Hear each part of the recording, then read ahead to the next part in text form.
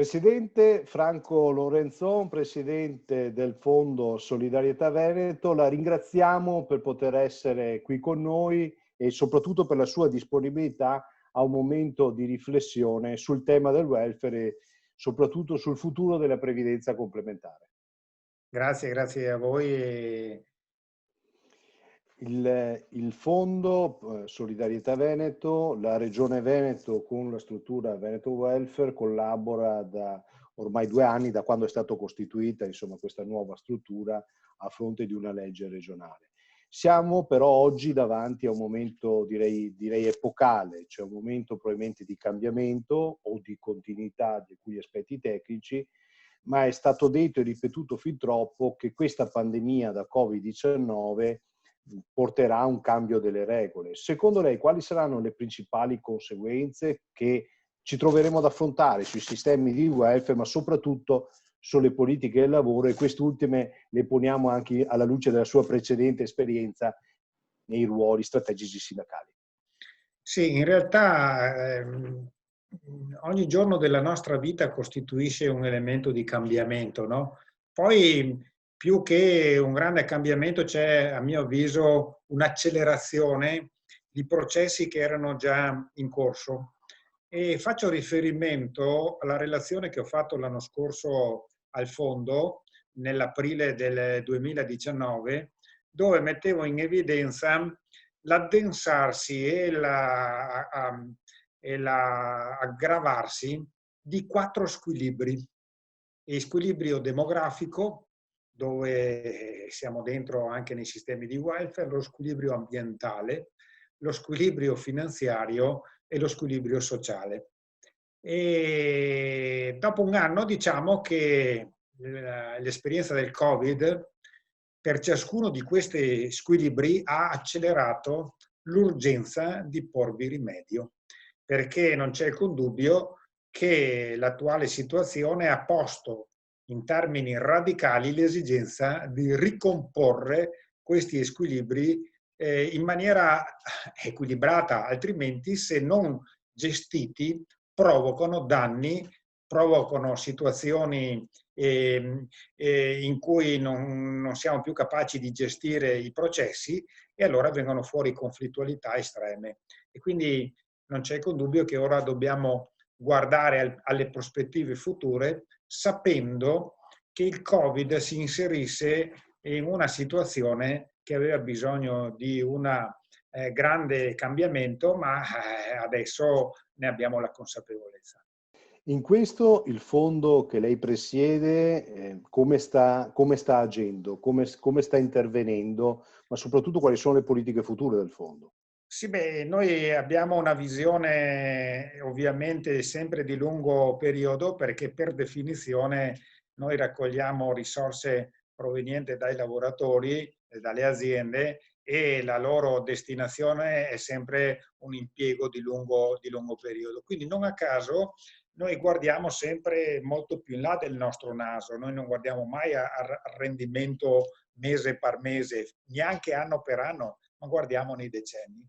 E allora in questo momento, e anche come dicevo l'anno scorso, abbiamo guardato a elementi di prospettiva che riguardano vari settori della vita sociale, della vita finanziaria, della vita economica e dentro a questi provare a intervenire. Allora proviamo al primo, è per esempio lo squilibrio ambientale. Cosa ha fatto il fondo? Il fondo si è orientato già da qualche anno verso quegli investimenti che si chiamano sostenibili, in termini tecnico ESG, che riguardano 3 ambiti: l'ambiente, riguardano il sociale e riguardano il buon governo delle aziende. Si è dimostrato in questi 2 o 3 mesi, per esempio, che gli investimenti sostenibili sono quelli che in questo momento hanno ottenuto di più.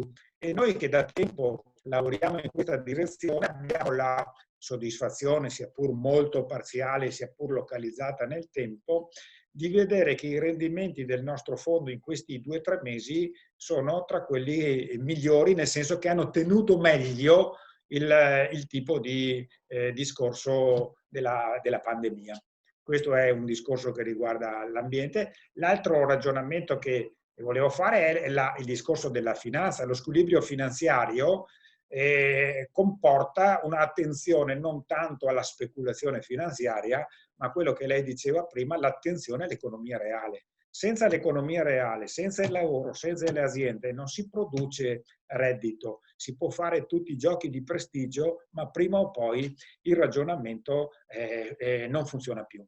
Quindi noi abbiamo già da 6-7 anni cominciato a investire nell'economia reale, anche del nostro territorio, nell'ottica, tra l'altro, della diversificazione, utilizzando strumenti finanziari che intervengono nelle varie aziende attraverso una presenza, sia pur magari limitata, però limitata per noi vuol dire sempre 80 milioni di euro, che sono stati investiti nelle realtà per favorire la loro crescita, per favorire la loro dinamica ovviamente di carattere di business, e con questo garantire anche ritorni più positivi. Un terzo elemento di prospettiva sullo squilibrio sociale, sull'attenzione all'investimento. Abbiamo inventato l'anno scorso un nuovo comparto, diciamo così, di investimento che si chiama il percorso previdenziale ideale, per cui un lavoratore, anziché decidere se è giovane di andare su quello più azionario per arrivare, quando uno è più anziano, su quello più garantito obbligazionario, prevedere già un meccanismo che lo accompagni durante tutta la sua vita lavorativa, e quindi anche di accantonamento delle risorse, tali per cui in ogni fase della sua vita, e quindi man mano che cresce l'età, l'investimento sia il più adatto possibile. In base alle sue riflessioni, lei ritiene che i fondi dovrebbero investire di più nell'economia reale? Spesso... L'economia reale è un dato fondamentale. Senza lavoro e senza economia reale abbiamo solo speculazione finanziaria.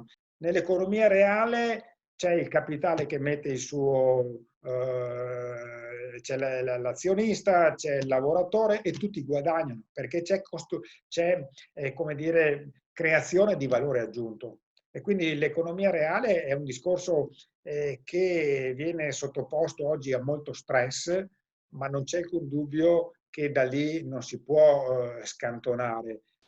Indubbio che il vostro fondo, Presidente, sta avendo, in modo particolare negli ultimi anni, sta avendo delle performance significative e interessanti.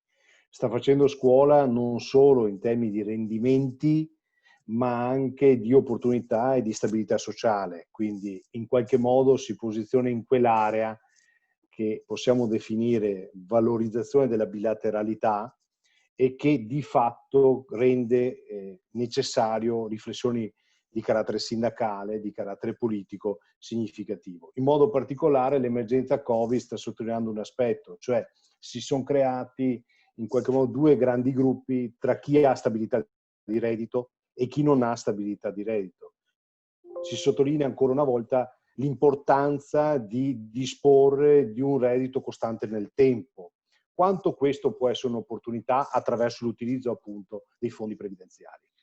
Beh, i fondi pensione sicuramente hanno un compito molto molto importante anche nella capacità di prevedere nel tempo un mantenimento del reddito del lavoratore. Voglio solo dire una cosa: con il PIL, il prodotto interno lordo, che adesso pare che crolli quest'anno del 9%, qualcuno dovrebbe ricordarsi che le pensioni pubbliche, il valore delle pensioni pubbliche viene calcolato in prospettiva anche sull'andamento del PIL. Quindi subiranno una forte ridimensionamento, e questa presenza dei fondi pensione avrà il compito e il ruolo di mantenere invariato, o comunque sostenere molto il reddito di persone che andranno in pensione. Ecco, la capacità di mantenere un reddito importante anche per persone over 65, over 70, oggi viviamo più a lungo nel tempo, è un'operazione che ha a che fare anche con la tenuta delle relazioni sociali. Presidente, il concetto stesso di risparmio come cambierà alla prova della pandemia sanitaria che abbiamo vissuto? Insomma? Secondo lei ci saranno variazioni? Le giovani generazioni penseranno di più al futuro? Non c'è una soluzione unica.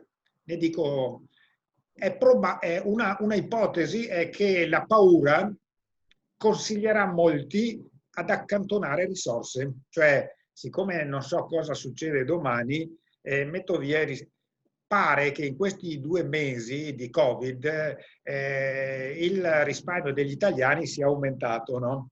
Ovviamente voi capite benissimo che la paura può consigliare questo tipo di soluzione, però dall'altra parte c'è anche il pericolo che se non si consuma, non si compra, le aziende non riprendono, l'economia non riparte e naturalmente occorre trovare un discorso di equilibrio. Io dico una cosa, dopo un primo periodo nel quale ci sarà la paura del futuro, subentrerà una fase più razionale, e cioè anziché aver paura del futuro, provi a programmarlo.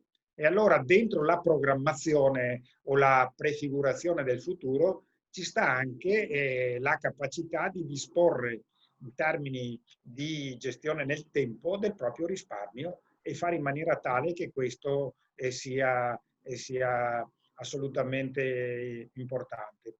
Per quanto riguarda i giovani, c'è dal loro punto di vista un aspetto negativo nel senso relativo del termine. Essendo lontani dal momento pensionistico, non possono avere l'attenzione in maniera forte a questo problema, come pure magari avendo rapporti di lavoro non particolarmente brillanti, uno dice io penso a quello che succede oggi e non quello che succede domani.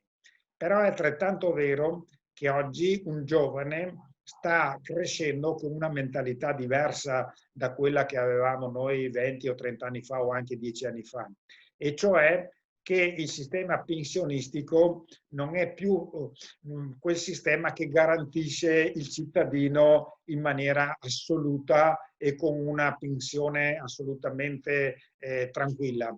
Tutte le riforme che si sono succedute negli ultimi 20 anni segnalano l'esigenza che anche il cittadino cominci a pensarci sopra. Io credo che i giovani cominciano a entrare in questa mentalità e hanno dalla loro una cosa fondamentale che è importante, il tempo. Il tempo è quello che permette di accantonare delle risorse senza che queste risorse siano molto, molto importanti. Basta pochi soldi, ma però che durino questo accantonamento, che duri nel tempo. Nei ruoli che lei proponeva, quindi un ruolo diciamo di coordinamento sociale, un ruolo di finanziario, promozionale da parte della previdenza complementare, come possiamo prevedere il futuro diciamo, dei corpi intermedi e della rappresentanza in relazione con l'ente pubblico e viceversa? Quale sarà, secondo lei, o che cosa ci si aspetta dall'ente pubblico in termini di sostegno al tema della previdenza complementare e della sanità integrativa? Soprattutto l'ente pubblico regionale, quindi non con una logica nazionale, ma fortemente territoriale. Beh, se vogliamo partire dall'occasione che ci viene data dal Covid, diciamo subito che la sanità pubblica esce da questa vicenda notevolmente rafforzata e l'esigenza di intervento pubblico anziché di un fai da te liberistico viene notevolmente rafforzato. Quindi sotto questo profilo non c'è alcun dubbio che ci sarà un'evoluzione a favore di un intervento pubblico. La cosa che aveva preso piede qualche anno fa in termini anche molto liberistici, anche sul piano sociale, era il rapporto diretto tra il leader e il popolo. Anche oggi c'è, per la verità, attraverso i mass media, no? I social, attraverso un Facebook, attraverso Twitter, c'è il rapporto diretto. Però sta crescendo la consapevolezza che la complessità dei problemi che abbiamo da risolvere non non può passare semplicemente per parole d'ordine senza poi trovare delle soluzioni concrete. E queste soluzioni concrete hanno bisogno di mediazione. Per esempio, una delle mediazioni è la mediazione della competenza. Le parti sociali, i corpi intermedi, come dici tu, si collocano tra una leadership politica di carattere nazionale o regionale e la gente che ha bisogno di dare il proprio consenso mettendo assieme gli interessi. Dei compiti più grossi che avranno le parti sociali nei prossimi anni è rendersi conto che il paradigma fordista sta finendo, entra a quello che io chiamo il paradigma digitale. Ora, le forme di lavoro che si sono affermate in questo periodo, negli ultimi 10 anni, e adesso ancora di più, per esempio pensiamo al lavoro, lo smart working, il lavoro da casa, eccetera, ha problematiche di tutela anche semplicemente contrattuale molto diversi, e trovare forme e modi diversi per fare in maniera tale che anche queste figure trovino udienza. La ringraziamo perché con questa riflessione lei ripone al centro un ruolo strategico della rappresentanza, quasi un bagno di realtà necessaria, non solo per gli organismi, definiamoli tecnici, come possono essere gli organismi della previdenza, ma anche giustamente della politica. Le rappresentanze associative negli anni, ancora di più in questo periodo, ci portano vicini al senso di comunità. Hanno sviluppato politiche di sostegno al reddito fondamentali non solo per l'emergenza, ma anche per il dopo emergenza. Li abbiamo visti nei numeri. E soprattutto abbiamo visto cosa significa in concreto che le politiche di sostegno al reddito e di welfare del lavoro devono essere integrate con le politiche economiche e le politiche industriali. Infatti, per quanto riguarda il concetto stesso degli ammortizzatori sociali, sapevamo essere di competenza nazionale, ma le politiche di lavoro oggi sono di competenza regionale. E quindi organismi come il fondo che lei presidia hanno fatto sintesi, come la bilateralità, come la Sani in Veneto, hanno fatto sintesi di quello che è il ruolo strategico della rappresentanza nel territorio. Se c'è una cosa che il Covid ci lascia in eredità è che difficilmente si può fare scelte strategiche, politiche, in assenza di rappresentanza territoriale. In questo siamo fortemente d'accordo e quindi diciamo che il percorso che stiamo facendo, tra l'altro sull'accreditamento dei fondi a livello regionale, dove voi siete stati artefici fin dall'inizio, diciamo che ci dà sostegno in questa logica. È da capire ora però quali sono le azioni, Presidente. Cioè, che cosa dovremo fare domani, immediatamente, per cercare di portare delle risorse, soprattutto economiche, a un territorio che ne ha forte necessità. Le do solamente 2 dati. In Veneto ci sono state 930.000 richieste circa di cassa integrazione in deroga e attualmente siamo riusciti a soddisfare il primo mese di necessità e non quelle successive. Sulla stampa di 2 giorni fa c'erano un previsionale di circa 10.000 cessati attività di imprese da qui a fine anno in Regione Veneto. Quindi stiamo andando verso una situazione che può probabilmente farci superare quella che è in qualche modo una difficoltà di carattere sanitario, può sicuramente porci davanti una difficoltà di carattere economico, ma rischia di minare i fondamentali di una democrazia. Lei cosa ne pensa? In prima battuta l'esperienza che abbiamo a livello regionale, nazionale, ma anche internazionale, è che tutte le banche centrali, oggi anche l'Europa, stanno inondando l'economia di risorse che purtroppo, ahimè, sono risorse che si danno a debito. Prima o poi si devono tornare indietro. Quindi nel breve periodo gli interventi sono di questo tipo. E però dobbiamo ragionare in prospettiva. Il fondo pensione che sta nel Veneto, che noi auspichiamo che possa allargarsi ancora di più e diventi un punto di riferimento di tutti i lavoratori del Veneto, e allora diventerebbe un polo dentro nella regione nostra capace di mettere a disposizione delle risorse. Cioè noi abbiamo le risorse, che vuole anche dei progetti. Sto pensando, avevamo anche lanciato come prospettiva per la Regione Veneto, se mette dei green bond per risolvere a suo tempo quello che c'è stato il discorso del Vaia, no? Della tempesta Vaia, ma anche adesso con l'attuale situazione. Di fronte a progetti di questa natura, un fondo pensione radicato nella nostra realtà territoriale ha un occhio di riguardo a questo tipo di situazione. Pensi che tanti fondi pensioni, compreso il nostro, raccoglie risorse del TFR, delle aziende del territorio e magari va a investirle negli Stati Uniti. E chi ti dice che non possiamo farle qui? Però da questo punto di vista occorre un salto di qualità a due livelli. Il primo delle imprese, che diventino sempre più trasparenti. Noi, il secondo livello di salto di qualità può essere anche di tipo politico. Se la Regione Veneto ritiene che ci siano elementi che riguardano, come dicevo prima, i green bond, ma anche infrastrutture materiali e immateriali che interessano il Veneto, voglio dire, abbiamo una cassaforte che può avere un occhio di riguardo per la nostra realtà. Sono soldi che abbiamo raccolto e che stiamo raccogliendo in Veneto. Se li possiamo reinvestire in parte nella nostra regione, noi siamo solo e soltanto contenti.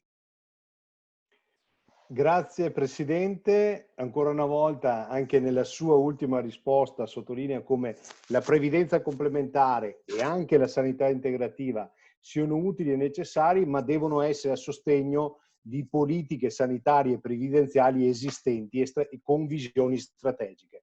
Grazie ancora, grazie della disponibilità e soprattutto della collaborazione che ha sempre dato, che avete sempre dato come fondo. E che continueremo, e grazie a voi e a tutti quelli che ci ascolteranno.